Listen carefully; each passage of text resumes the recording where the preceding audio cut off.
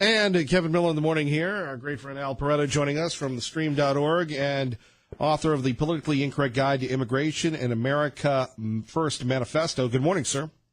Good morning. How are you doing today? Not bad. Why do we have an issue with loving America, it seems, in some parts of the country, Al? We've got Starbucks and everybody else going, well, we've got to be sensitive, we've got to do all this, but what's wrong with loving America?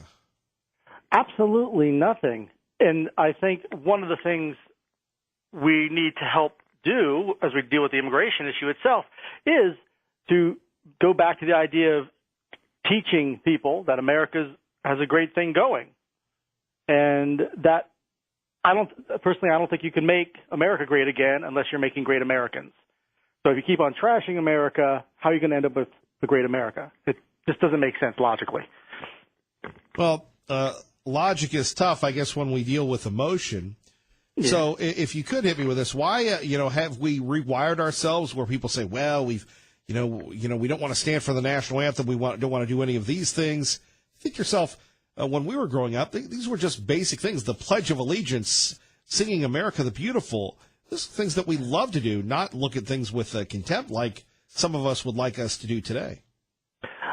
I know it's something lost, I believe, and I don't know. Is it a collective guilt for being going to the moon, for being a voice of freedom around the world?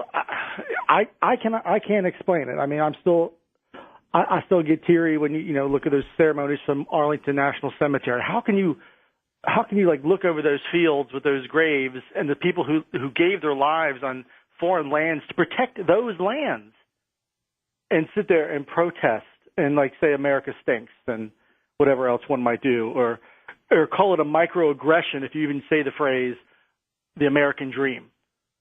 A microaggression? Yeah. I know there's some schools in California where they don't even like the term American dream because of its implication of superiority and whatever else. And I mean, there's a reason we have the phrase "only in America." There's a reason for that, and we've kind of lost. A lot of people have lost track of that, and the sense of that our founders created something special and did something unique. And one thing that is lost in the immigration debate is, well, why were we different than other countries? What did we do? Other countries liked the idea of freedom, but they failed. Why? What did we do? And that's in the book. We kind of go into that. Like what was it about those original settlers? What did they have in mind that other people didn't?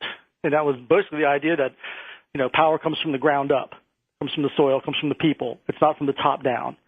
And we kind of lose that sense when we look to the government for answers and solutions and tell incoming folks, immigrants, whether legal or illegal, hey, here's where you go for your government help.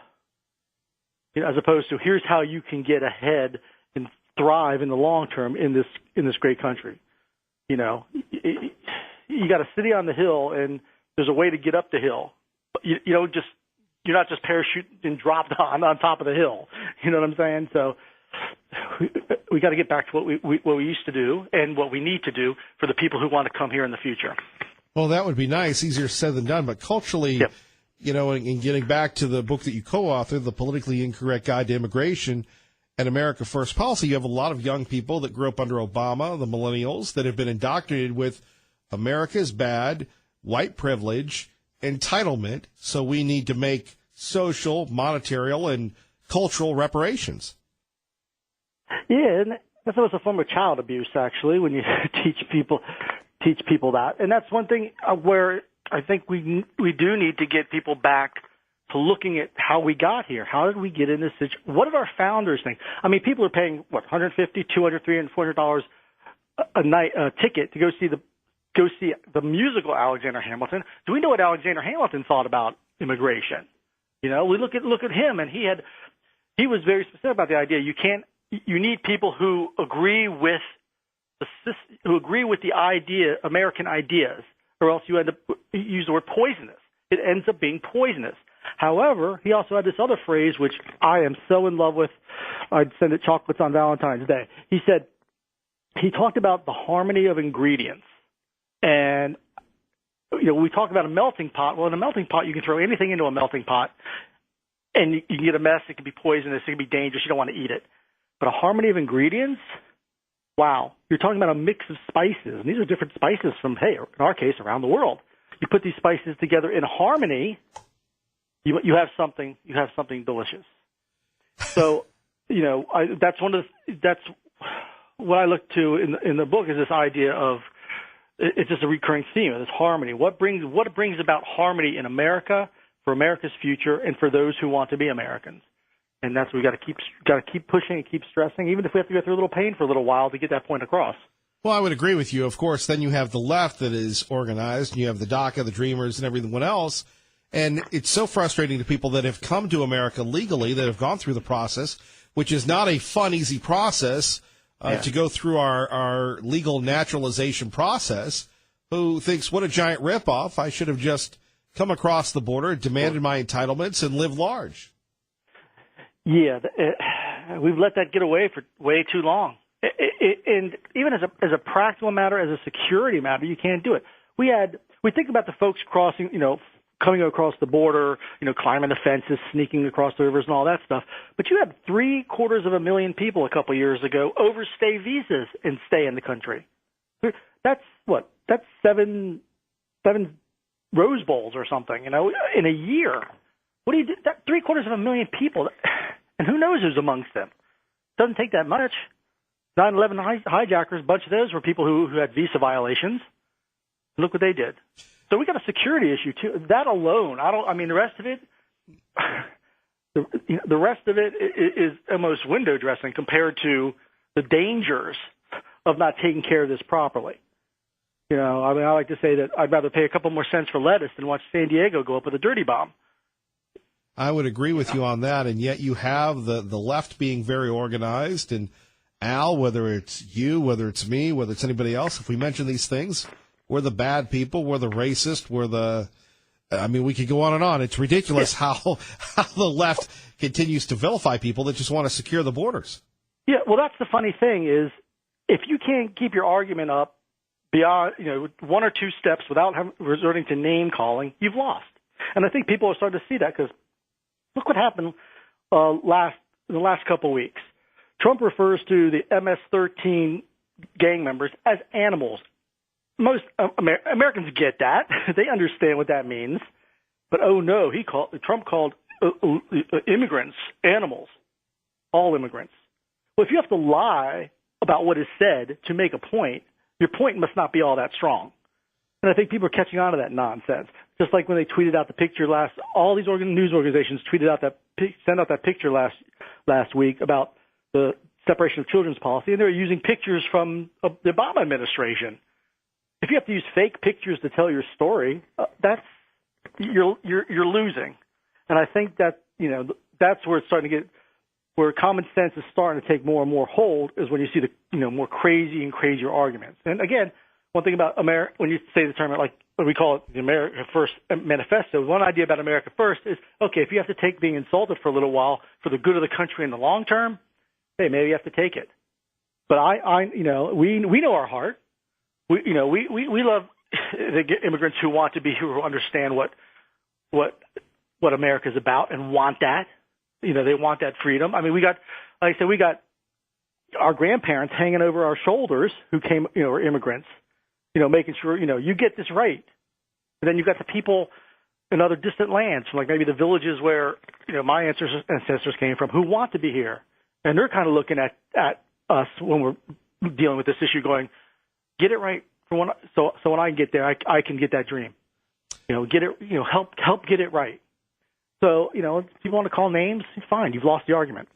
Al Peretta joins us from thestream.org, also the author of The Politically Incorrect Guide to Immigration and America First Manifesto. Kevin Miller on 580 AM and 107.5 FM. How do we, we take a look at this, and you have people ready to cut a deal, but you have a lot of Republicans, Al, that really want to cut a deal and say, look, we've saved it, and then they just let a bunch of illegal people in that, unlike our ancestors, do not assimilate, do not speak English, do not absorb our culture, but try and transform our culture into theirs.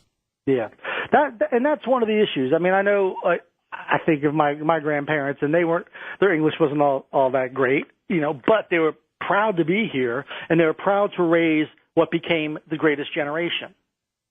So, we look at that, and we look at you almost get teary when you think about how we used to do it in that sense, where we did do the Americanization. Now, we did a lot of things wrong in the past too with immigration. We cut out Asians, for example, really got a bad deal, a century ago. They were pretty much shut out of the thing. We can't do that. We can't be race based, but we do need to be selective. We do need to be able to say we want people who believe in what we believe, who believe in the American idea, because like you say, the culture gets changed. Do we really want that? Do we really want a culture that believes that the government is the solution to things? Or do we want people who yearning to be free from government control, yearning to be able to have the fruit of their own labor and not have a bunch of their money, whatever they do earn, go to other people who aren't working, who came in illegally? I mean, we just even talk about the money alone, just some cold hard cash, and you're talking about $116 billion a year this country spends on illegal immigrants. That's what it loses. That's the net, or that's the net loss between what gets put in and what gets put out. That's a lot of cash that can be doing a lot of good things for a lot of good people. Well, the problem is you have people in the business community that we supplement the illegals coming in through schools, through medical, through gosh knows what else, and they want to keep a good thing going. Sure, but that's why you need things like E-Verify. That's one of the many steps that can be taken. So the people who are working here are people who are allowed to work in the country. We need people, but we need to know who's here, and we need to make sure they're legally eager to work here. Because if they're not, they're pushing the wages down. And this is what you mentioned a few times. With the Democrats, Democrats. The Democrats aren't going to really change their tune until it costs politically, and that's why if I'm a GOP and I'm running in this fall, I'm going into urban communities and I'm saying, hey, those people care more about illegal immigrant gang members than they do about you. And when you start seeing that shift, like in the African American community, towards the Republicans, then you'll start hearing more about compromise and deal signing and things like that. When it costs the Democrats politically, then you'll see some action. Then things will get done. Al Peretta, please check out his guide, The Politically Incorrect Guide to Immigration, and America First Manifesto. Thank you, Al. Always a pleasure having you on. Oh, thanks. You have a great day and a great week, and the start to your summer. Thank you. All right, Al Peretta joining us. You're listening to Kevin Miller on 580 AM, 107.5 FM, KIDO Talk Radio. And KIDO Talk Radio, Kevin Miller in the morning. Thank you all for joining us. Phone number is 580-5436, 580-KIDO. Getting back to loving America, what is so wrong with loving America, with standing for the national anthem, with making a political statement? You have these athletes that have been blessed with incredible gifts, with incredible mentorships, with the ability to play a game, to get paid to play a game. And now they're telling the NFL that if, certain people like Colin Kaepernick are not employed or any of that measure, then they're going to sit out. Well, look, as much as many of us believe that we are indispensable at work or at home, the sad truth is that life goes on without us. And remember when the NFL players had a big strike 20 or 30 years ago? If you don't remember it, you can always go to YouTube, or I believe ESPN did a 30 for 30 on it. It didn't work out well for those that protest because the NFL is so big, and that the media attention focused so much on the protest and being down with America, it really took away from the game, and the ratings of the NFL have been down. So the folks in the NFL decided, look, we're going to do something a little different this time. We're going to require people to stand for the national anthem. Now, yesterday was Memorial Day, and I don't know about you and how you celebrated Memorial Day. There are many ways to celebrate. There's prayer. There's going to the State Veterans Cemetery ceremony. There's the ceremony in Caldwell. There's a ceremony in Nampa. There's You can't miss a ceremony here in the Treasure Valley, right? You can't miss a ceremony. Or you can do so at home, or maybe you went on a trip. But I was watching the NBA Western Conference Finals. And before they started with everything, you had Shaquille O'Neal and Charles Barkley, and they kind of took it away from Ernie, whatever Ernie's last name is. Ernie's a good boy. And they started talking about our veterans, and they started talking about Memorial Day. And really, I'd like to share with you that spirit in a minute. First, it's 8:25, Kevin Miller in the morning, KIDO Talk Radio. Let's get you to work safely and on. We go back to this and what Shaquille O'Neal talked about, and many people don't know this, but Shaquille O'Neal was raised by a dad who was a drill sergeant in the Army. Now, those of you that have been in the military, and even if you haven't been in the military, drill sergeants are a very unique breed. Drill instructors, drill sergeants, call them what you will, and those of you that have ever gone through boot camp or basic training, I'm sure you've called them a lot of names. But those of you that have watched An Officer and a Gentleman, those people, their job is to train you. Their job is to make you uncomfortable. And in the end, you thank them and you move on. We always remember our drill sergeants' names, right? Well, Shaquille O'Neal said, look, I've come from a military family, and let me just say this to you. As a kid growing up, I've seen what those folks do and continue to do, and we don't pay them enough. We simply do not. Now, President Trump got the military a pay raise. President Trump did this, but in reality, when it comes to taking care of our veterans, sadly, and Shaquille O'Neal talked about that. Charles Barkley talked about this. Very different from Colin Kaepernick. Very different from the NFL Players Association, where they're going to protest and people have to have jobs because of their political beliefs. No. And in the end, who are you with? Are you with the anarchists that sit there and call this a First Amendment issue, the destruction of our national image, our national anthem? Or are you with the people that love America, that will fight for America, that will continue to make America great? You have to pick a side. And those NBA players were right, those former players. We do not do enough for the military. We do not simply do enough for the veterans. You want to talk about a cure for fake news? Let's do an expose on what's going on in the veterans' homes here. So many times, I understand this is the nature of the business, these self-gratuitous plugs, payola promotions about what we do for you, and we're this and we're that. And I'm thinking, really? How about showing instead of telling? One of the greatest articles, and it should have won a Pulitzer, was an expose the Washington Post did on Walter Reed and how bad it was. Walter Reed, the premier medical facility on the East Coast. Fort Sam Houston in the West, Walter Reed in the Northeast, and how veterans were being mistreated. We've just gone through an incredible political campaign, and I know people want to check out. Now is time to check in.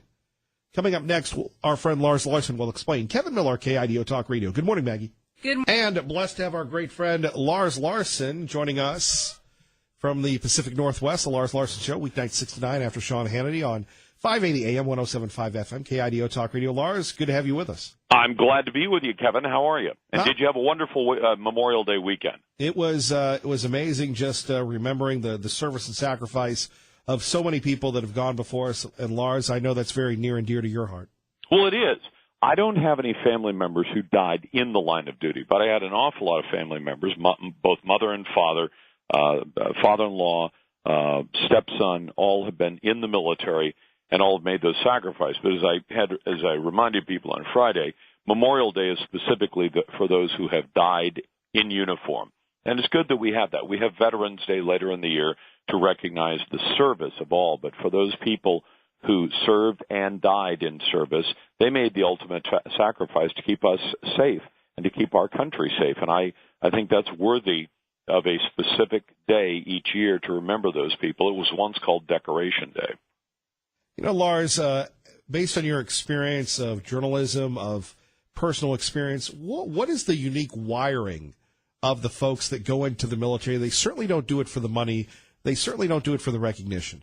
No, and some of them do it in protest. If you've a really great film to watch, and it was playing this weekend, I've seen it already, called Hacksaw Ridge, about the tremendous sacrifice of one young man who came home alive, so he was not one of those who died in uniform, but he was a conscientious objector, a CO, and he wasn't very popular in his unit at the time because he wouldn't pick up a gun, but he acted as a medic, and he saved dozens and dozens and dozens of lives in one particular incident in which he carried out almost superhuman feats, lowering people by rope from the top of an abutment, and saving service members who had been shot and who would have died but for him. And yet he was a guy who didn't want to pick up a gun. In fact, an awful lot of people who've served, there are tremendous stories of people who didn't, they weren't necessarily crazy about going into the military, but when their country called on them, they went in, they did their duty, and in some cases they gave their all.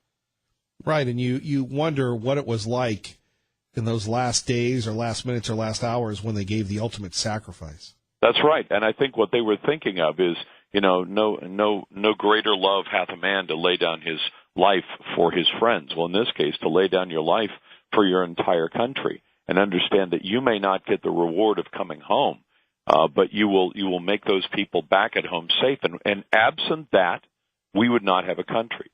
Absent that, we wouldn't have had a revolution. Absent that, we wouldn't have been able to fight the British a second time in the 1800s and preserve this country. Absent that, we would not have a union of 50 states today. We would not have any of these things. And I was going to bring up another story, Kevin, that you're not going to hear a lot of reporting on, and it kind of disappoints me that it's not. There's a man by the name of Tommy Robinson. He's a Brit.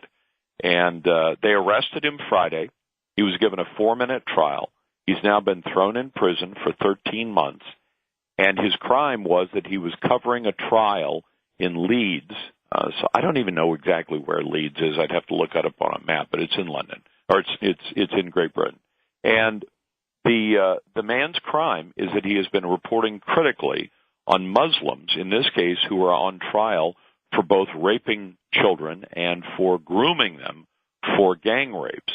And by reporting on these things, the Brits find this so offensive that they not only locked him up, but they have ordered that their local news media not report on the case at all, something you would never get away with in the United States of America. Because if you told the news organizations in Boise, there's a trial going on, but it's too sensitive, so don't report on it, we'd probably double down. Our response would probably be to write twice as many stories. I think the lawyers for KIDO and other outlets would probably say, you can see our lawyers in court. We have a free press here. Great Britain does not. And there's a reason we fought a law for independence from that country. While it has a lot of things to recommend it, I didn't watch the wedding, but a lot of people watched the royal wedding recently. But one of the big disappointments in that country is they have no Second Amendment and they have no First Amendment. And here's a great example of where it can be an existential threat. So you have groups of people in your country who are raping 12-year-olds who are on trial, and you tell the media, don't you dare cover it. Don't tell the population about it. And one man goes out on his own, standing outside the court with a cell phone, and he was live streaming. I mean, we've now got technology to a point, Kevin, where while it's still great to have talk shows like yours and like mine, it's useful that almost any citizen with a smartphone can live stream from almost any event and tell the rest of the world about it. This guy's been thrown in jail, prison, with Muslim criminals. He's not a Muslim, but with Muslim criminals who the court acknowledged may kill this guy while he's in custody.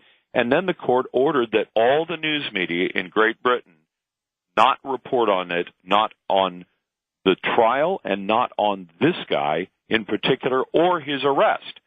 So imagine a country in which Kevin Miller could be arrested, thrown in the local jail, and then the local media was not allowed to report on it. And friends would say, what happened to Kevin? I'd say, I don't know. Well, did he get in an accident? Was he arrested? Is he in jail? Don't know. Can't talk about it. To the point where one of our colleagues, Mark Stein, was on an Australian radio show over the weekend, and They talked about this case, but they had to talk around the case. They couldn't mention Tommy Robinson's name. They couldn't mention what he was covering. They couldn't mention the so-called grooming trial where these Muslim men are accused of both raping children and of making them available for gang rape. Couldn't report on any of this, and couldn't report on the man who'd been arrested for covering it. Now imagine living in a country like that and then be very, very thankful that we live in a country with a First Amendment and a Second Amendment where we fear government tyranny and we're prepared to deal with government tyranny if necessary. What do you think would happen if even some of the mainstream news organizations that I think tilt far too far to the left were told by government officials, you will not cover this story? We'd cover it even more. And if the government said, well, we're going to shut you down, I think we'd come to blows at some point. We'd say, you, the government, have no business telling us what we can talk about. And this guy was live streaming. He apparently wasn't even talking when the police arrested him. And did he get due process? Well, let's see, a 4-minute trial in front of a judge, arrested, convicted, tried, convicted, and sent off to prison on the basis of a 4-minute hearing, and he will be there for the next more than a year for the crime of reporting on a trial of despicable crimes against children. Lars Larson joining us. Lars, I know that we have you only for a couple more minutes. Starbucks, what do you think of today? I was kidding. There's a Starbucks in the building, so I usually stop there and get my egg bites. I usually make my own coffee at home and bring it to work with me because I make better coffee and I don't burn the beans. I think Starbucks is fine, but I think this is about as goofy as it comes. And I kidded the young ladies who usually wait on me every morning and get my egg bites. And I said to them, I said, you're going in for training this afternoon? They said, yeah. I said, do you think you're going to learn anything more than don't be a jerk? Because that's what most of this, comes down to, is don't be a jerk. Now, I understand that part of the problem is some people come to work and they think, I'm not being a jerk when I comment on the shape of a young lady I work with, or I comment on her clothing, or I comment on whatever. I think most reasonable people could come to work and behave appropriately. Do I think they engaged in racism when those two men in Philadelphia, which apparently sparked all of this, walked into a store, indicated they didn't want to buy anything in the store, but told the store folks, we want to use your bathrooms and we want to hang out here? Well, the response of the company, I think, is almost corporately suicidal, because Starbucks has decided in some places this will not be the case. It probably won't be the case in Boise. But imagine running a Starbucks near one of these homeless encampments in Seattle, and the boss, Howard Schultz, has just told you that you will let anybody and everybody hang out in the store for as long as they want, whether they're buying anything or not. In some neighborhoods, Starbucks is going to become a giant homeless camp with $5 coffee. Something to look forward to. Lars Larson, as we will be looking forward to your show this evening, as always, 6 to 9. We so appreciate you, Lars. It is my pleasure to be on with you, Kevin. Thank you so much, and thanks to all your listeners. Have a great day, sir. You bet. You too. All right, our great friend Lars Larson. Coming up next, more of your phone calls. You're listening to Kevin Miller on KIDO Talk Radio. Blessed to be a part of your day. Kevin Miller in the morning, KIDO Talk Radio. Tea Party Bob joins us now at KIDO Talk Radio. Good morning, Tea Party Bob. Good morning, Mr. Miller. Well, it looks like you had a very successful week with the rescue mission, so thank you for being a big part of helping those who can't help themselves. Well, thank you. And by the way, you can continue donating online anytime at boiserm.org. I'm thinking about running a course this afternoon for 5 seconds to show people how to avoid listening to Liberal Steve when he gets on the air to talk about the things that he knows little or nothing about. Wow. And for those who can't make the session, it's called Just Turn Down the Volume. Wow. If Starbucks really thinks that the training they're going to do is going to improve their business or status among the liberals, they don't realize how wrong they are. The people who frequent Starbucks now will continue to do so, and the ones who don't want to pay $2 to $5 for a cup of Java are just going to continue to make it at home like I do. I'd like to say a word about those who religiously carry firearms each and every day for protection of themselves and the people around them. Estimates are that Americans use guns for defensive purposes 1.2 million times each year, and that 1 in 6 Americans who have used guns defensively believe someone who would have died but for their ability to resort to the defensiveness of their firearms. You know, people should keep in mind that the only victims of a crime are almost always those who don't have any means to defend themselves. And as far as the NFL goes, I only hope that they continue to do their protests and that the players and the owners who allow this to happen are brought to their knees when their incomes are cut and they lose their audiences. As President Trump said, if you don't like it, get the heck out of here. There was some actual discussion on Fox this weekend about reinstating the draft, or at least some conscriptive service for 2 years after high school as part of the learning process. Maybe that wouldn't be such a bad thing. You know, maybe we actually have to consider something like that. This might motivate some of those kids from not living in their parents' basements actually becoming productive parts of society. How about a weekend? How about a weekend boot camp with you? That would be fun. Yes. In fact, I'm doing some painting around the house. We could get them to do that. What do you think? Anything to have some fun. It's always a pleasure talking to you, Mr. Miller. I really enjoyed last week being with you down there, and God bless you for everything you do. Well, God bless you, and thanks for the coffee. All right, you take care, my friend. Have a great day. All right, you too, our great friend Tea Party Bob. Tom in Nampa with Kevin Miller at KIDO Talk Radio. Good morning, Tom.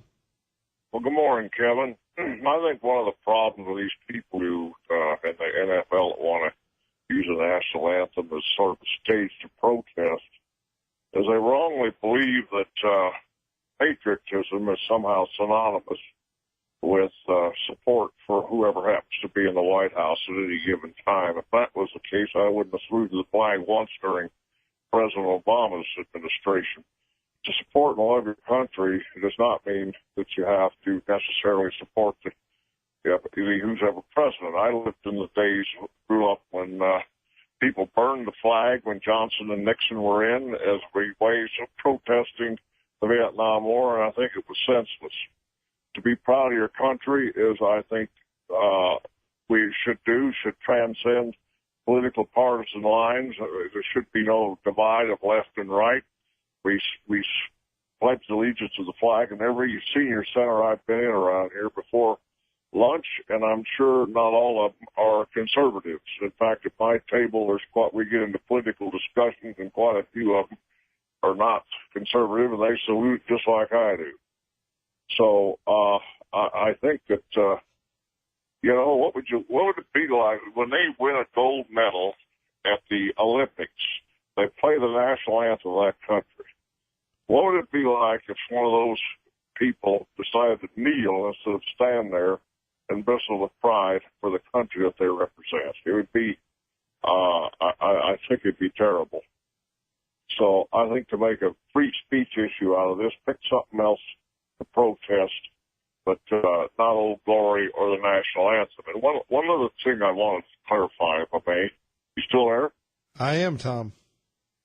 There are two things, Desmond Doss during World War II was not a conscientious objector.